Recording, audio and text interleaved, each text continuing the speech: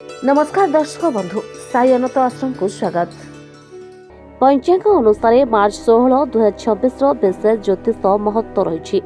ग्रह मानकर सेनापति मंगल और मनर शासक चंद्र का अनुकूल स्थिति महालक्ष्मी राजयोग सृष्टि कर ज्योतिष शास्त्र में योग को धन समृद्धि आराम और आर्थिक शक्ति प्रदानकारी बोली विवेचना करा जाए। यह समस्त 12टी राशि को प्रभावित करिबो, किंतु विशेषकर वृष, कर्कट और बिछा राशि पर विशेष शुभ सूचक रही। क्यारियर रे उन्नति, व्यावसायिक अभिवृद्धि और निवेश लाभ होबार संभावना रही। महालक्ष्मी राजयोग कौन? ज्योतिष शास्त्र अनुसार जेतेबेले मंगलर शुभ दृष्टि चंद्र उपर पड़ता है कि उभय ग्रह केंद्र किंबा त्रिघरे एक दृढ़ स्थिति थांती सेमाने एक संजोग सृष्टि करती सेतेबेले एही राजयोग फलप्रद होता है। यह प्रभाव हठात आर्थिक लाभ, पदोन्नति, नूतन सुजोग एवं आर्थिक स्थिरता आनीपे। यह योग आर्थिक उन्नति, प्रतिष्ठा और आराम प्रदान करे।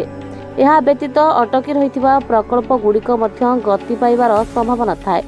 एते टंका आसे जे जने व्यक्ति यहाँ परिचालना करें नहीं।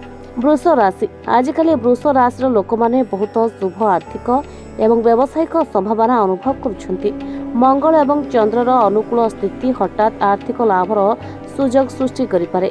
पुरुणा निवेश लाभ देव एवं नूतन व्यवसाय योजना फलप्रद हेब।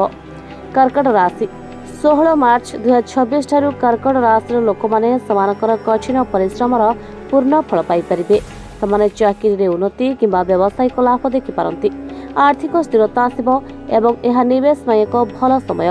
ପରିବାର ଏବଂ ବନ୍ଧୁମାନଙ୍କ ଠାରୁ ସମର୍ଥନ ମିଳିବ। ବିଛା ରାଶି ଏହି ସମୟ ବିଛା ରାଶି ପାଇଁ ବିଶେଷ ଲାଭଦାୟକ। ଆପଣଙ୍କ ବୃତ୍ତିଗତ ଜୀବନ ଏବଂ ଆର୍ଥିକ ସ୍ଥିତି ସୁଦୃଢ଼ ହେବ।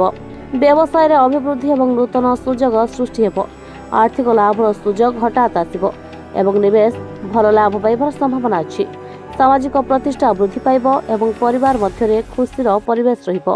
तमे पुओ को नै कि बाबा पाखो आसला परे आपनकर कोन परिवर्तन हेछि? पुओर जो गोड़ हाथ फाटुला तार भी कोन परिवर्तन हेछि? हां मो एमिति जने सांग पिलांग जो सुनी कि आपन पाखो आसी किंतु आसिला परे मो पुओ दीर्घ 7 वर्ष हला जो कष्टटा भोगुथिला मोर हृदबोध होछि से 7 दिन रे गला भलिया लागिला। तेन करी बहुत सॉल्व हो जाईछि।